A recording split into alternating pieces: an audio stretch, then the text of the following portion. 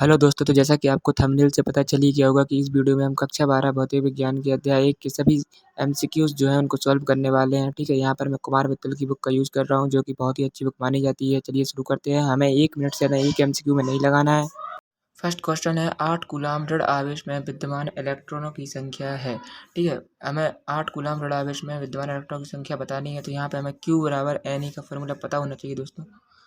Q बराबर NE पता होना चाहिए। ठीक है, N जहाँ इलेक्ट्रॉनों की संख्या होता है, E एक इलेक्ट्रॉन पर आवेश होता है जिसका मान आपको पता होना चाहिए 1.6 इंटू 10⁻⁻19 होता है। ठीक है, और Q जो है वो आवेश की कुल मात्रा है। तो ठीक है, यहाँ पे Q बराबर आपको 8 कूलाम दिया है। ठीक है, और आपको E का मान वैसे भी पता होता है 1.6 इंटू 10⁻⁻19 कूलाम होता है। और ठीक है, जो N है इलेक्ट्रॉनों की संख्या में फाइंड करना है। तो ठीक है, सीधे सीधे फार्मूले से हम यहाँ पे लगा देंगे कि N बराबर 8/1.6 इंटू 10⁻⁻19 हो जाएगा यहाँ से। ठीक है, तो यहाँ पे सीधे देखिए 16×5 = 80, ये 5 × 10 ये 10⁻⁻19 जो है वो ऊपर पहुँच जाएगा तो प्लस का 19 हो जाएगा और ये हमारा आंसर फर्स्ट जो है वो करेक्ट हो जाएगा। ठीक है, नेक्स्ट क्वेश्चन है निर्वात की बदलशीलता का मात्रक है। निर्वात की बदलशीलता एप्सिलॉन नॉट का मात्रक हमें बताना है। ठीक है फ्रेंड्स, तो यहाँ पे हमें फार्मूला पता होना चाहिए F बराबर 1/4 epsilon not Q1 Q2 upon R²।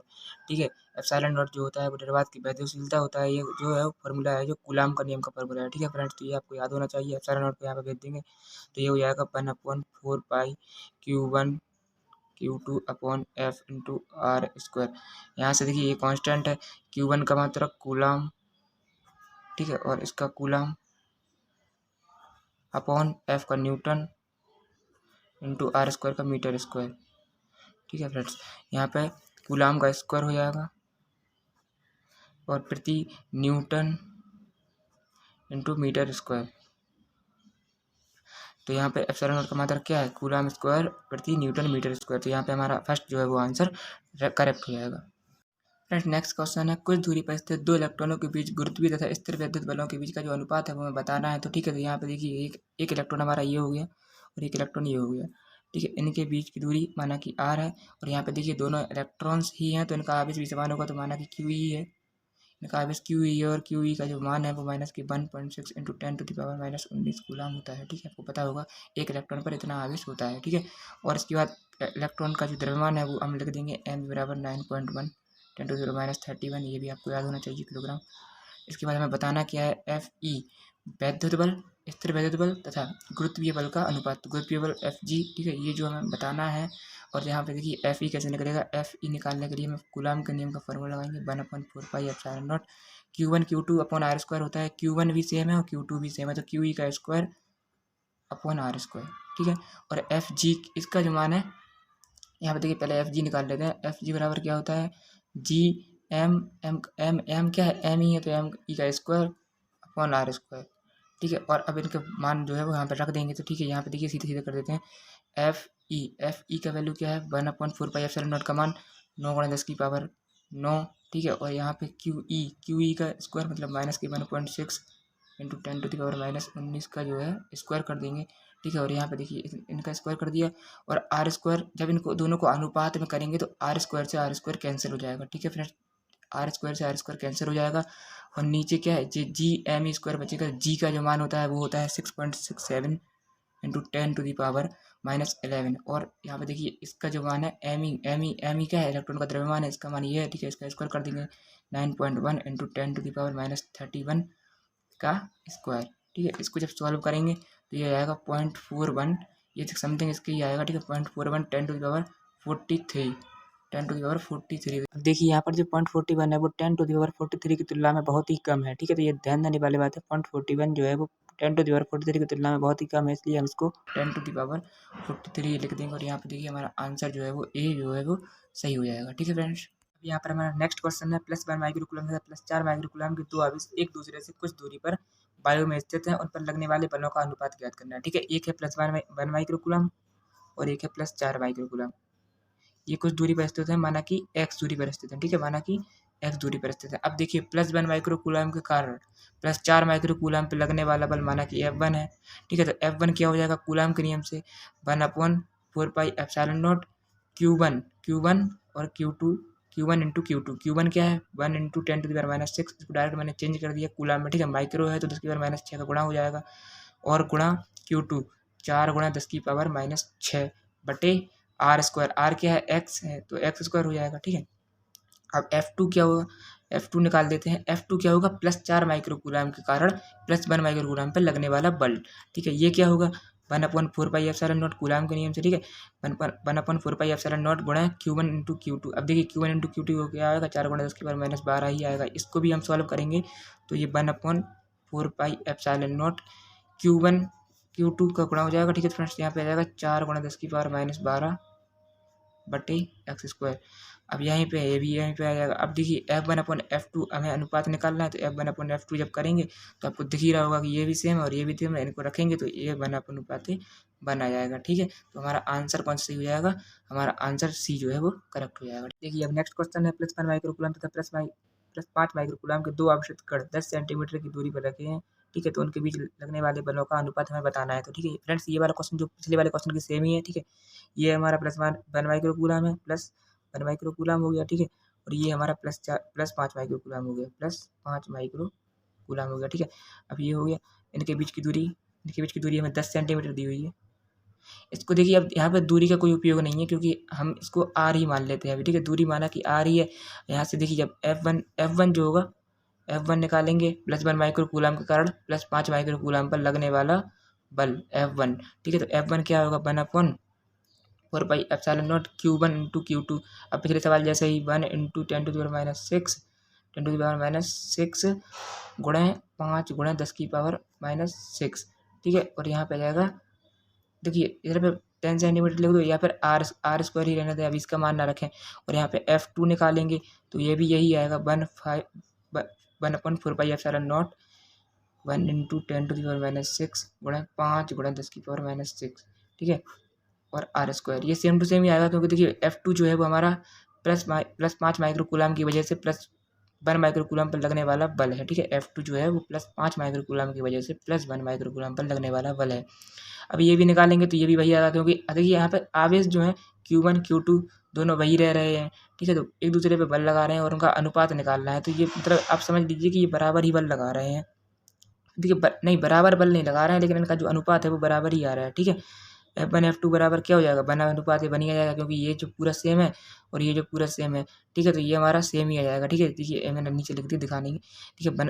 F1/F2 जो है वो बना अनुपात बना जाएगा। तो ये आंसर जो हमारा डी जो है वो करेक्ट हो जाएगा।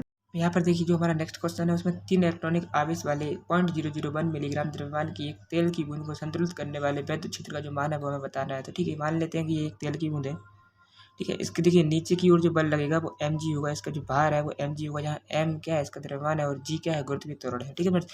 अब देखिए संतुलित करने के लिए इसमें जो ऊपर की ओर आवेशित होने के लिए जो बल लग रहा है वो F बराबर QE होगा, ठीक है। और अब देखिए यहाँ पे जो QE है संतुलन की स्थिति में QE जो है वो mg के बराबर होगा, QE बराबर होगा mg के, ठीक है। अभी रुकिए मैं सब बताता हूँ आपको। E बराबर क्या हो जाएगा mg/q, ठीक है।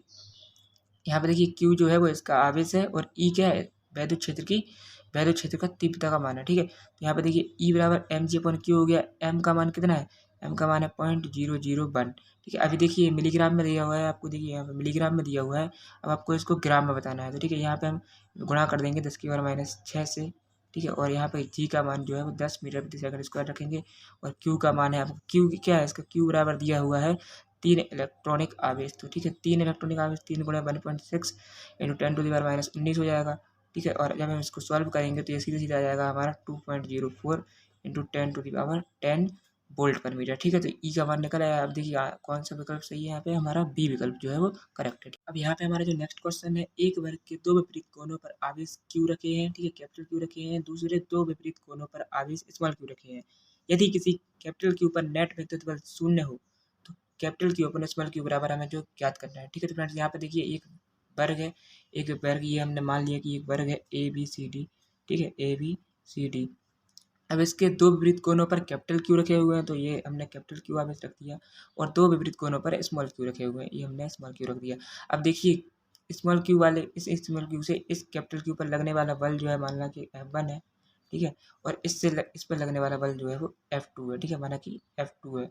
अब जो F1 बराबर क्या होगा, कूलाम के नियम से हम यहाँ पर लिख देंगे, ठीक है। कूलाम के नियम से F1 बराबर क्या होगा, 1/4 पाई एप्सिलॉन नॉट Q1 और Q2, Q capital Q upon A square, ठीक है। ए हम इसको ए मान लेंगे भुजा को, ठीक है फ्रेंड्स। यहाँ पे आर स्क्वायर होता है तो हम यहाँ पे भुजा को ए माना है तो ये ए स्क्वायर हो जाएगा, ठीक है। अब यहाँ से देखिए, अब जो F2 है वो F1 के बराबर होगा, क्योंकि देखिए आवेश वही है, Q small Q capital Q, ठीक है। दूरी भी वही है, तो यहाँ से हमारा जो F1 है वो F2 के बराबर हो जाएगा, ठीक है।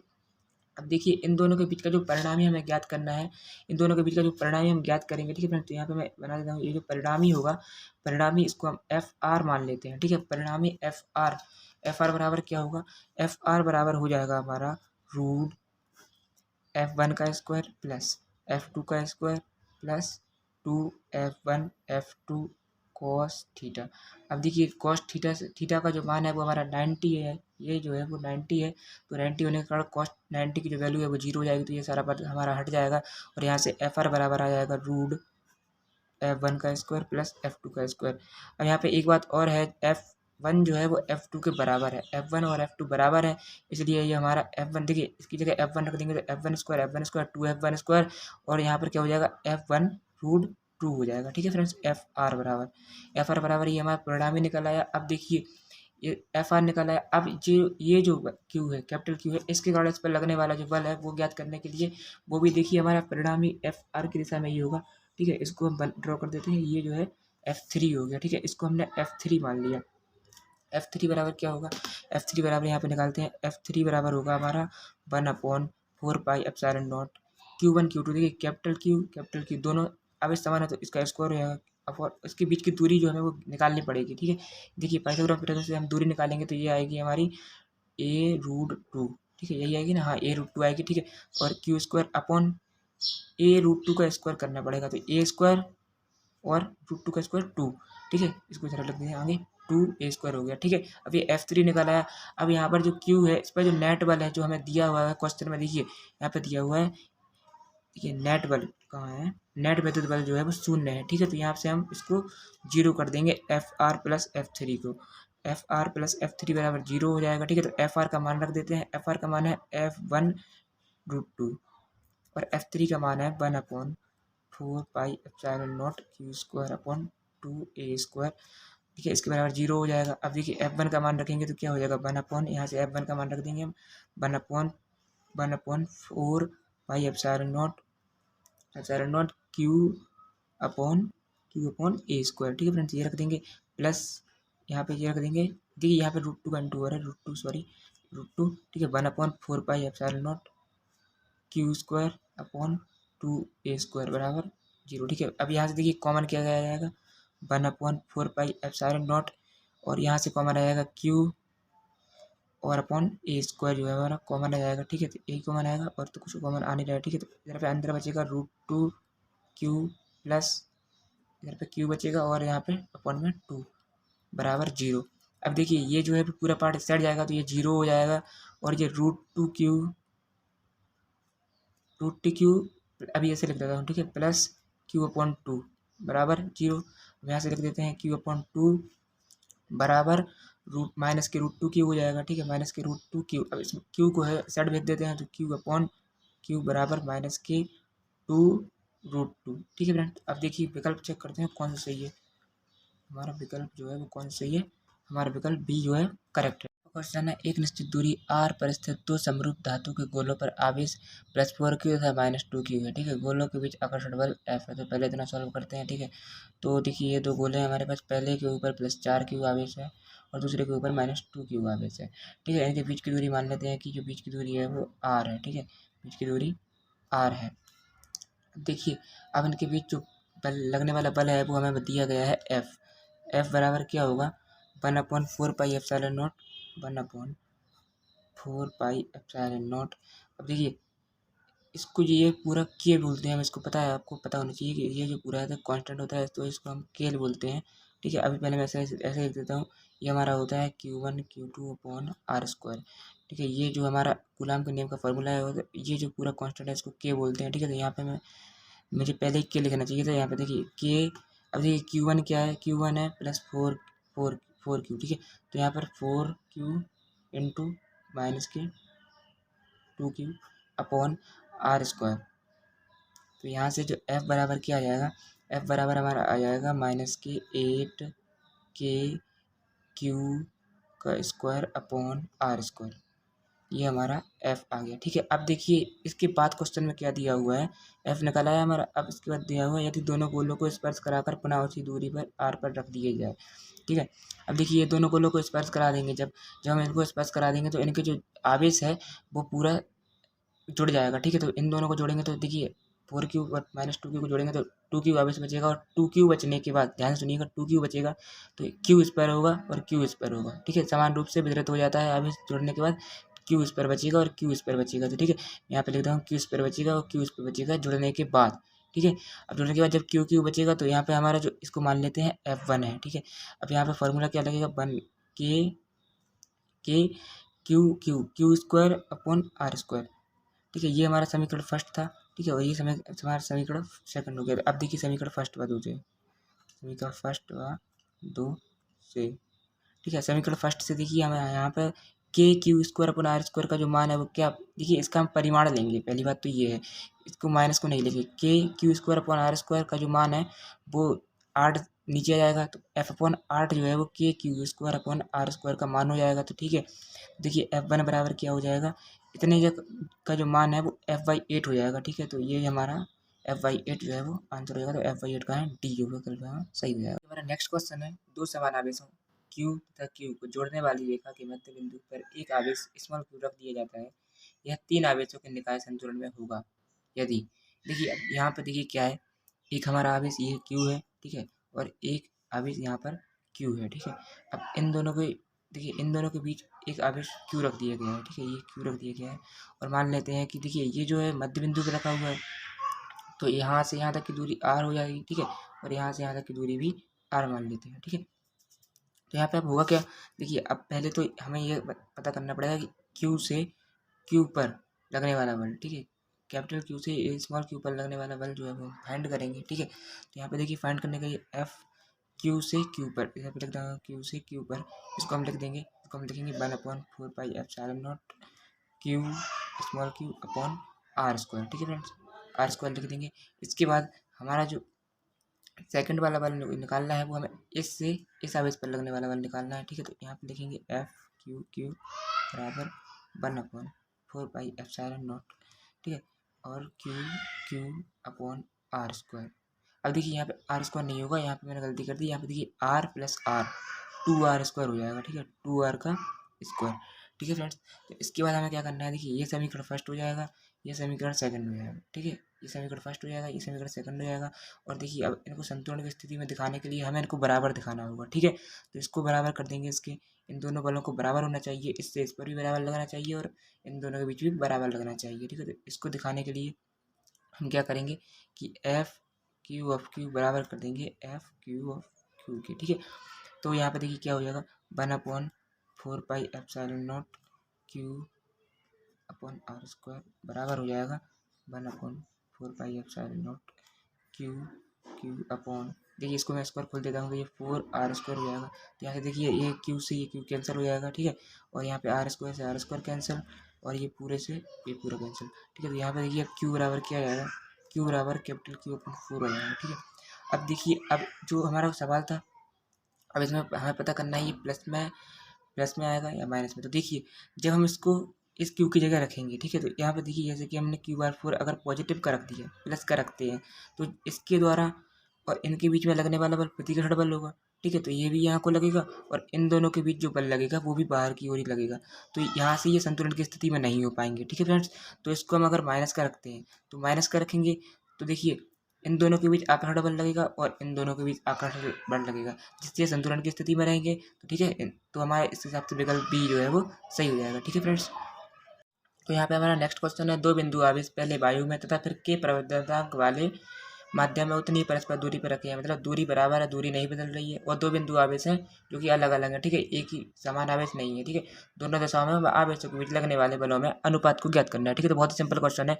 तो पहले देखिए ये Q1 आवेश है और ये Q2 आवेश है। ठीक है, और इनके बीच की जो दूरी है वो r है। ठीक है, तो पहले वायु में निकालने के लिए देखिए वायु के लिए कूलाम के नियम का फॉर्मूला क्या होगा, F1 बराबर 1/4πε0। देखिए यहाँ पे के भी आता है और के का मान जो होता है 1 होता है, ठीक है, वायु के लिए। तो यहाँ पे हम के को नहीं लिखेंगे, यहाँ पे हो जाएगा Q1 Q2 upon R square, ठीक है। और देखिए F2 बराबर क्या हो जाएगा, F2 हमें निकालना है जब जब इसका जो परावर्तनांक है वो के हो, ठीक है। ये वायु के लिए था, ये फॉर वायु था, ठीक है, ये फॉर वायु था। अब आपको के परावर्तनांक वाले के निकाल ली, अब आपको के परावर्तनांक वाले माध्यम के लिए निकालना है, ठीक है। तो यहाँ पे देखिए अब क्या हो जाएगा, 1/4πε0 के Q1 Q2 upon R square, ठीक है। अब इनका अनुपात निकाल देंगे F1 अपॉन F2। तो ठीक है, यहाँ पे देखिए 1/4πε0 Q1 Q2 upon R square और 1/4πε0 के Q1 Q2 upon R square. तो यहाँ से क्या आ जाएगा, देखिए यहाँ से देखिए ये पूरा आपका कैंसिल हो जाएगा, ठीक है, और ये भी पूरा कैंसिल हो जाएगा। अब क्या बचेगा, क्या 1/1 के जो है वो ऊपर पहुँच जाएगा, ठीक है। तो यहाँ से F1 अपॉन जो F2 है वो हमारा आ जाएगा के अनुपाते, मतलब 1 आ जाएगा, तो के अनुपाते 1, ठीक है। तो यहाँ पे देखिए के अनुपाते 1 जो हमारा बी जो है वो आंसर सही हो जाएगा। फ्रेंड्स इसमें आपको ध्यान क्या रखना है, आपको ध्यान रखना है कि ठीक है, यहाँ पे देखिए कुछ बच्चे वन अनुपाते के भी कर सकते हैं इसको, तो आपको बस के अनुपाते 1 ये लास्ट में ऊपर जाता है, ये ध्यान रखना है, ठीक है। जल्दी जल्दी में आपको गलत नहीं करना है, ठीक है। किसी विद्युत माध्यम का प्राप्तांक के हो सकता है, ठीक है। यहाँ पे के क्या हो सकता है ये बताना है, देखिए आपको पता होना चाहिए के का जो मान है वो 1 से हमेशा बड़ा होता है, ठीक है। देखिए -3 1 से बड़ा नहीं है, 0 भी नहीं है, 0.7 भी नहीं है, तो आंसर डी जो है वो करेक्ट है, ठीक है फ्रेंड्स। नेक्स्ट क्वेश्चन है, वायु में रखे दो धनावेशों के मध्य परावर्तनांक पदार्थ रख देने पर इनके बीच प्रतिघर्षण बल का मान क्या होगा। देखिए अभी मैंने बताया आपको के का मान 1 से हमेशा बड़ा होता है, ठीक है। के का मान जो होता है वो 1 से हमेशा बड़ा होता है। अब आपको F बराबर पता होना चाहिए। देखिए यहाँ पे क्या है, दो धनावेशों के मध्य परावर्तित पदार्थ रख देने पर, ठीक है, 1/4πε0 के Q1 Q2 upon R square. अब आपको यहाँ पता होना चाहिए के का मान 1 से बड़ा ही रखेंगे तो जो F है वो घट जाएगा, ठीक है। एफ जो है वो घटेगा ही, क्योंकि के का मान जो है वो 1 से बड़ा होगा, तो एफ जो है वो घट जाएगा, ठीक है। तो ये सही हो जाएगा। तो दोस्तों इस वीडियो को मैं यहीं पे समाप्त कर रहा हूँ, ठीक है। यदि आपको इससे संबंधित कोई भी प्रश्न है तो वो आप मुझसे कमेंट सेक्शन में पूछ सकते हो, और वीडियो देखने के लिए बहुत बहुत थैंक यू, और इसके आगे सारे प्रश्न हम नेक्स्ट वीडियो में सॉल्व करेंगे।